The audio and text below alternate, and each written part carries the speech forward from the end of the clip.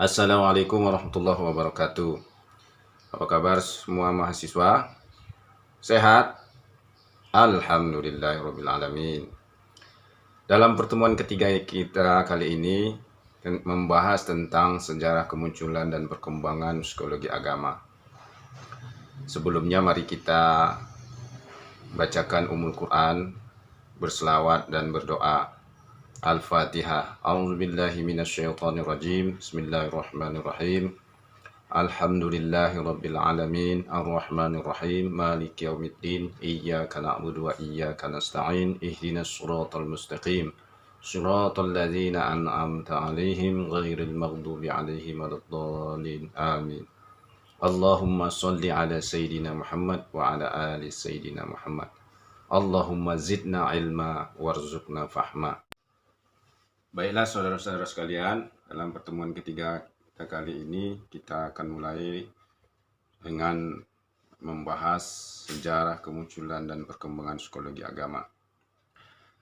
Pada awalnya, kemunculan psikologi agama bisa dikatakan kurang diterima oleh kalangan ilmuwan maupun agamawan. Antara psikolog dan ahli agama memiliki ego masing-masing, sehingga hubungan keduanya tercatat kurang harmonis. Psikolog menuduh agama sebagai obsesi buta, bahkan terkadang sebagai pemenuhan keinginan kanak-kanak atau ilusi belaka. Sebagaimana yang dikatakan Freud, sebelum seseorang mendalami agama, ia harus sakit jiwa dahulu. Seolah-olah Freud menuduh orang yang beragama adalah orang gila, tidak punya tujuan hidup, terombang-ambing di tengah samudera kehidupan yang ganas. Apapun yang dilihat oleh orang yang beragama bagaikan fata morgana belaka. Sebaliknya, ahli agama juga tidak mau kalah. Mereka melontarkan kalimat balasan. Tidak ada kompromi antara agama dengan kelompok psikolog. Budaya mereka, kelompok psikolog tidak bertuhan, ateis. Budaya ini sekarang sedang bergerak untuk memporak-porandakan struktur moral masyarakat melalui ajakan yang kurang ikhlas untuk bersifat toleran, penuh kasih dan menghargai keragaman. Di lain tempat pada situs khusus mereka agamawan menyerang psikolog dengan menyatakan, mungkinkah ada persahabatan antara kegelapan dengan cahaya? Mungkinkah pohon yang tak bertuhan menghasilkan buah yang baik? Titik pandang yang berbeda ini menimbulkan persepsi yang cukup sulit untuk dipertemukan. Usaha untuk mempelajari agama melalui pendekatan psikologi bukanlah usaha mudah.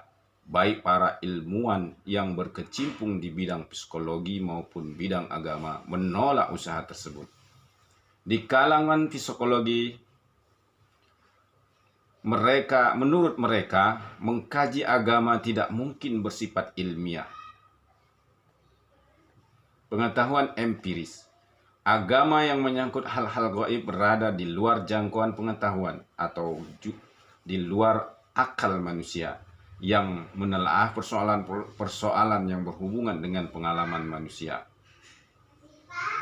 Sebaliknya, ahli agama berkeberatan bila agama dibahas secara ilmiah, juga berdasarkan alasan praktis. Psikologi dikhawatirkan akan mempengaruhi norma-norma agama, bahkan melecehkan agama, dan agama dipandang rendah, bahkan yang lebih parah lagi akan mempengaruhi masalah keimanan seseorang yang beragama. Namun, terlepas dari pro dan kontra, kenyataan menunjukkan bahwa agama mempengaruhi sikap dan tingkah laku para pemeluknya. Sikap dan tingkah laku yang berhubungan dengan keyakinan tersebut dapat diamati secara empiris. Apa yang ditampilkan seseorang penganut agama yang taat, bagaimanapun berada dari sikap dan tingkah laku mereka yang kurang taat beragama. Di sini terlihat bahwa dari sudut pandang psikologi, agama dapat berfungsi sebagai pendorong atau pencegah bagi tindakan-tindakan tertentu sesuai dengan keyakinan yang dianut seseorang. Seperti terlihat bagaimana keyakinan agama mampu mendorong untuk berkorban. hidup pasrah atau bersabar terhadap penderitaan. Juga dapat dijumpai bagaimana seseorang mampu menahan diri dari melakukan perbuatan tercela yang dilarang agama. Dari sudut pandang yang serupa itu terungkap bahwa pemahaman mengenai keyakinan seseorang dalam kaitan dengan agama yang dianutnya dapat dilakukan melalui pendekatan psikologi. Dari statement panjang di atas, kiranya dapat kita simpulkan bahwa tidak ada jalan lain untuk tidak menyatukan dua pandangan berseberangan ini. Ternyata dari pandangan yang berbeda ini memiliki persamaan yang dapat menyatukan dua hal yang berbeda ini menjadi sebuah ilmu yang dapat berguna untuk kehidupan manusia itu sendiri. Sekarang masuk kita ke psikologi agama dalam sejarah. Untuk mengetahui kapan mulanya lahir psikologi agama ini, kita bisa merujuk kepada sumber-sumber barat. Mengungkapkan bahwa penelitian secara ilmiah tentang agama dimulai dari kajian para antropolog.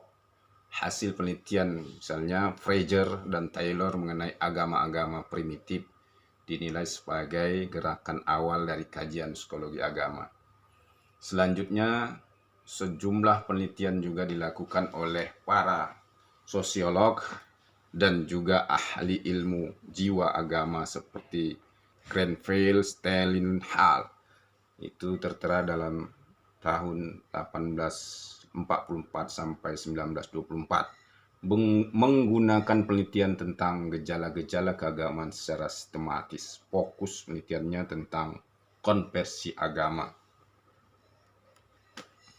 Tetapi Edwin Diller Stanbach dipandang sebagai peletak dasar bagi peneliti modern di lapangan psikologi agama.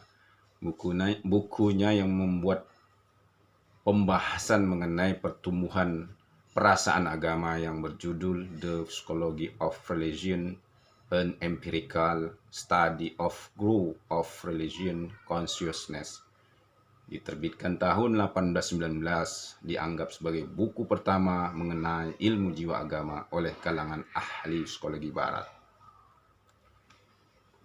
Selanjutnya, bagaimana perkembangan psikologi agama di dunia barat?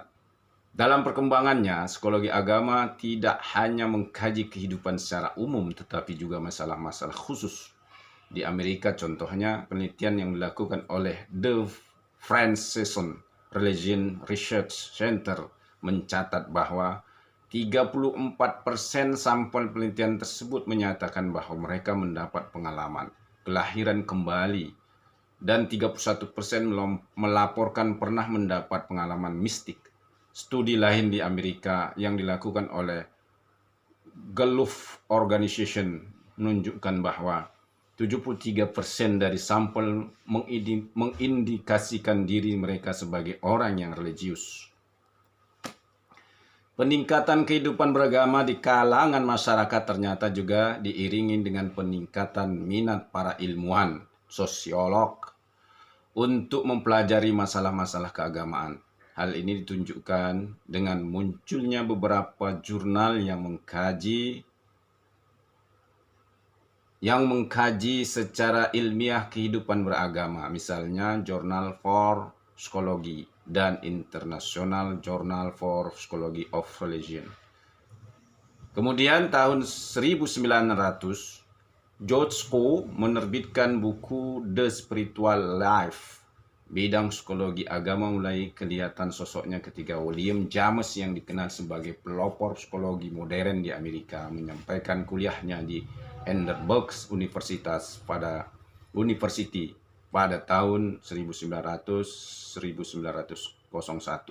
Kuliah ini kemudian diterbitkan dalam sebuah buku monumental yang berjudul The Variants of Religions Experience. Psikolog lain yang menulis tentang psikologi agama adalah George M. Stratton pada tahun 1911. Dia menerbitkan buku yang berjudul Psychology of Religion's Life. Dia berpendapat bahwa sumber agama adalah konflik jiwa dalam diri individu. Pada tahun 1918, salah seorang mahasiswa di akademik J.J. Rousseau yang bernama Philip Buffett mengatakan, penelitian terhadap dokumen-dokumen psikologi agama yang ada padanya, sentimen religieux et la psychologique de l'enfant. James Buffett menerbitkan bukunya The Religion Consciousness pada tahun 1920. Walaupun dia adalah guru besar dalam ilmu filsafat, tetapi ia tertarik dalam kajian psikologi agama. Di Jerman terbit pula buku Das Heilig oleh Rudolf Otto yang kemudian diterjemahkan ke dalam bahasa Inggris tahun 1923. Bagian terpenting dalam buku itu adalah pengalaman-pengalaman psikologis dari pengertian kesucian yang diambilnya sebagai pokok kajiannya adalah sholat.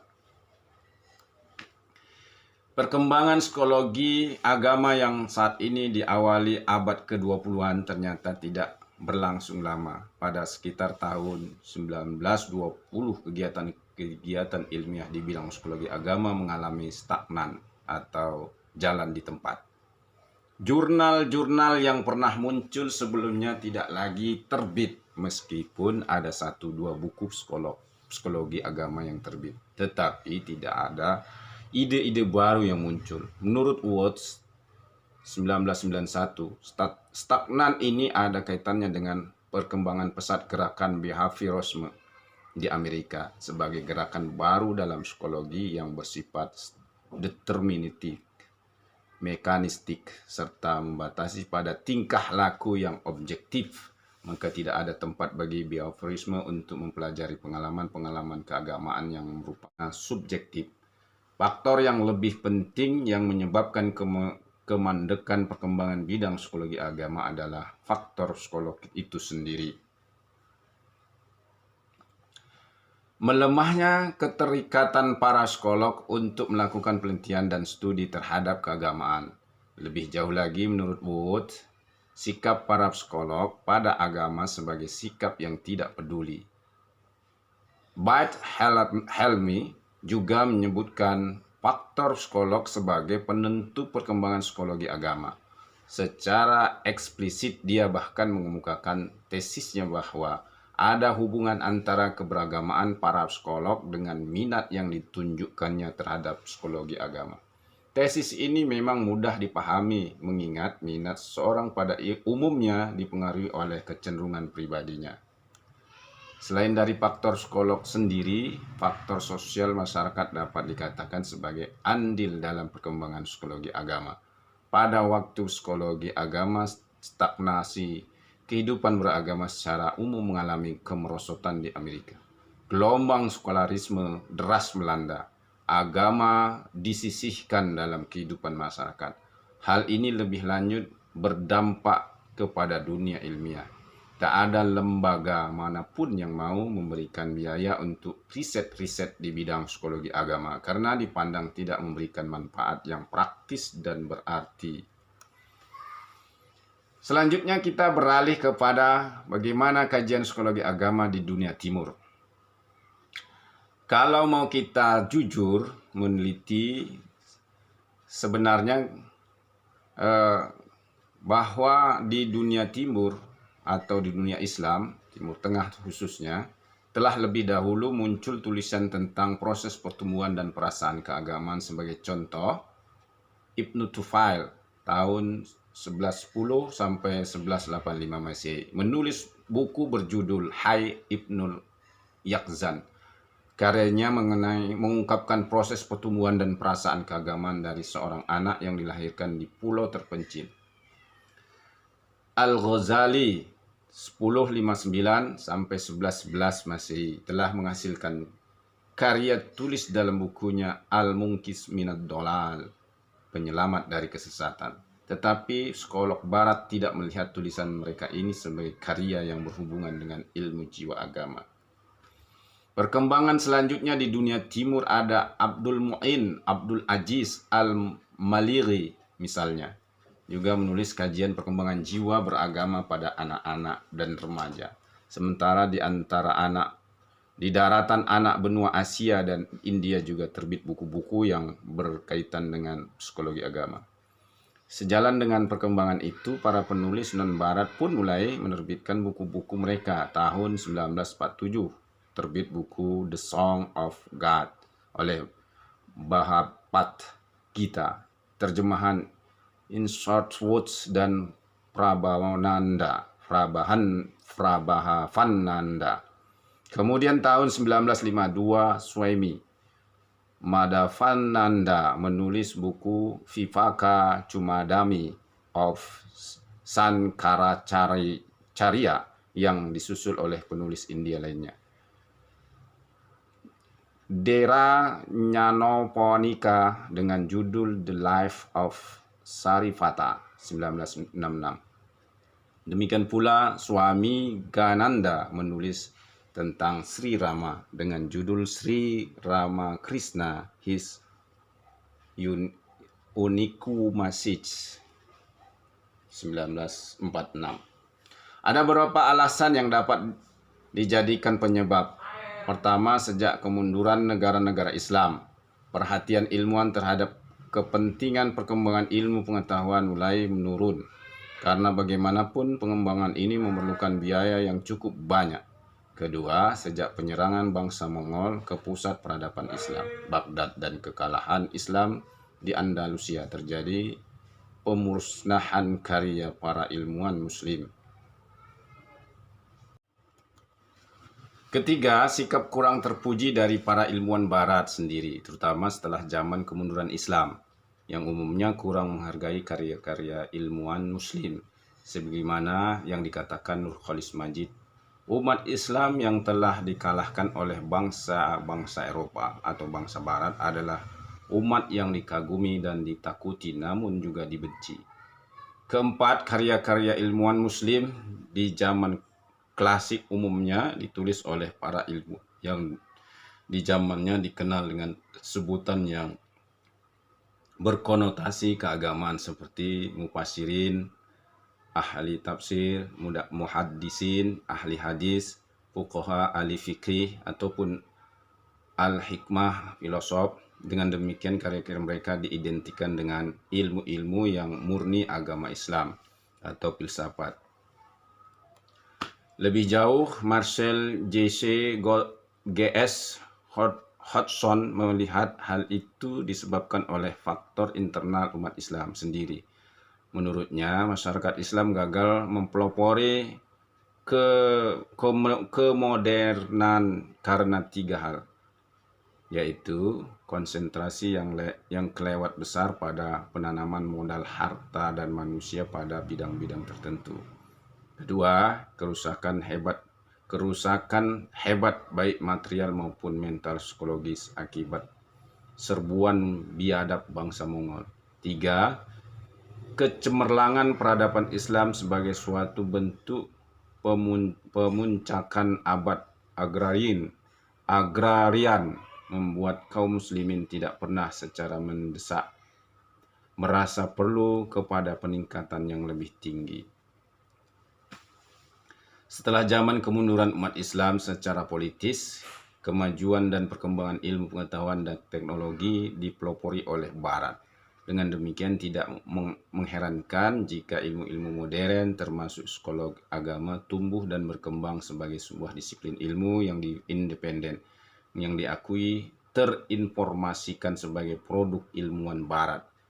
Dan baru negara-negara Islam terbebas dari kungkungan penjajah Barat secara bertahap muncul karya-karya ilmuwan Muslim. Karya penulis Muslim di zaman modern seperti buku Al-Maraghi yang berjudul Tatawur al-Suwur ad-Dini Indatif wa Al-Muraghi, perkembangan rasa keagamaan pada anak dan remaja, bagaimanapun dapat disejajarkan dengan karya-karya yang dihasilkan oleh ahli-ahli psikologi agama lainnya. Selain itu juga bukunya yang mulai mengkhususkan kepada disiplin ilmu tertentu seperti An-Nummu al-Nafs perkembangan kejiwaan.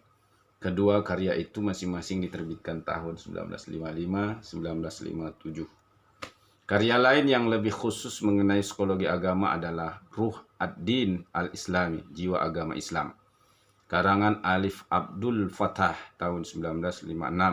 Demikian pula pada tahun 1963 terbit buku Asy-Syihab An-Nafsiyah, karangan Mustafa Fahmi Jalaluddin.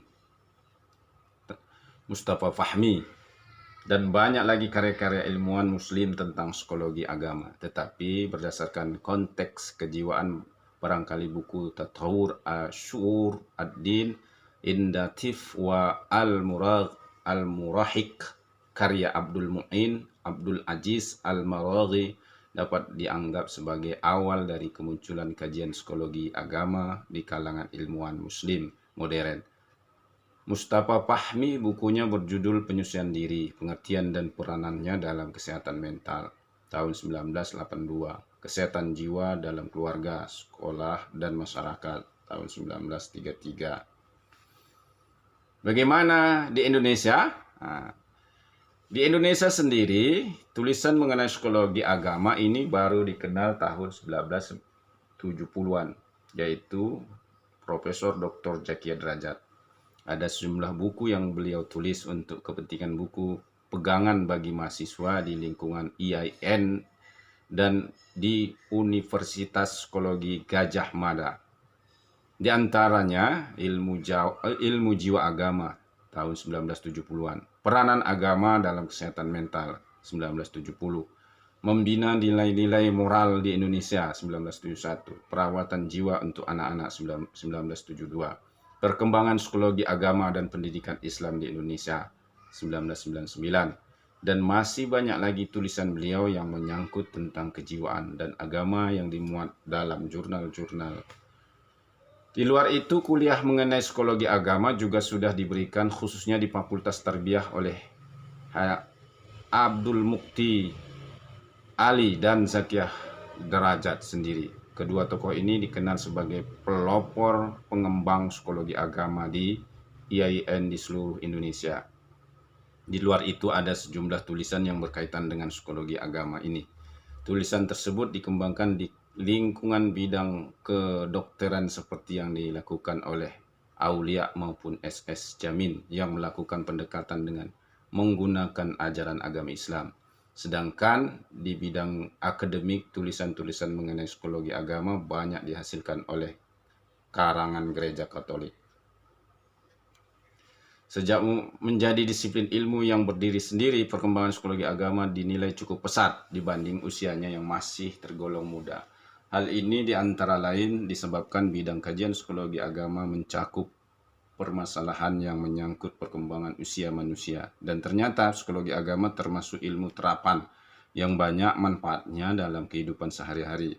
Tampaknya para ilmuwan agama yang semula berselisih pendapat mengenai psikologi agama, kini seakan menyatu dalam kesepakatan yang tak tertulis, bahwa dalam kehidupan modern ini peran agama sangat penting, dan pendekatan psikologi agama dapat digunakan dalam memecahkan berbagai problema kehidupan yang dihadapi manusia sebagai makhluk yang memiliki nilai-nilai peradaban dan nilai moral.